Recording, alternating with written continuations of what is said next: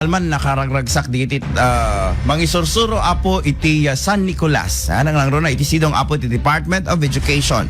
Ipakita man Glenn World Teachers Day celebration of San Nicolas, Ilocos Norte. Inatendaran daytoy apo iti biyang ti ni Sir Paulo Barba Bediones. Sa dino apo kat isot nang i-representar kadetoy organisasyon apo nga may papaay iti libre nga libro apo Give Me a Book Foundation. Kadwa da apo iti local government unit of San Nicolas, kadwa ni Mayor indadalwa ni Mayor Edmar Vincent Bonduan. Presente pa apo ti Education Committee Chairperson ti Sangguniang Bayan ni Councilor Efren Butay. Kadwa damat digiti dumapay nga ko konsyal nga idadalwan met apo ti presiding officer da iti Sangguniang Bayan, Vice Mayor Napoleon Hernando. And of course digiti kakailyan tayo wenno digiti teachers ti tangay DepEd San Nicolas, mapa private mapa public apo dakkel ti anak na ganan in share da apong informasyon kadigiti kakailyan tayo nang nagruna kadigiti ubing yan asi play mlata deta idol Glenn.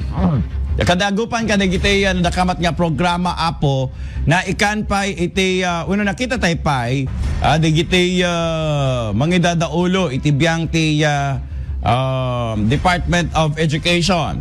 Of course, ang kanilang president ng San Nicolas Public School Teachers and Employees Association ni Dr. Orlando Pascua. Ayan, first time na gayam nga nakita nabayag nga dingdingig. Ngam idikal man na lang nga nakita. Payat mataya digiti ka kasi tapno biruken da tayo. Di ba? Sana lang ma-realize man kami nga gawi din. Okay. Syempre ni Dr. Pascua, Bingaw National High School tiyan na. Okay? Of course, ang ating mga San Nicolas District teachers, okay? Nakita tayo pa apo ni Dr.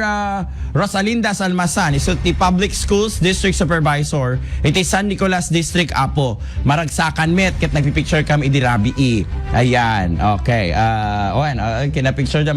Siyempre, artista ni Paulo. Deta ni Dr. Orlando.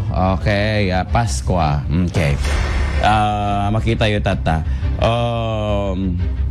Ni Teacher Lara Bediones up of the Give Me a Book Foundation so ti in Bagyan ni Sir Paulo Barba Bediones, mga idol.